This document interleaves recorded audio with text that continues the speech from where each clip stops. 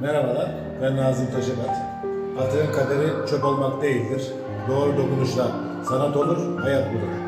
Geri dönüşüm doğaya verdiğimiz en güzel sözdür. Bu bağlamda tamamı geri dönüşümden yapılmış satranç köşemiz öğrencilerimiz için hayırlı olsun, güle güle oynasınlar.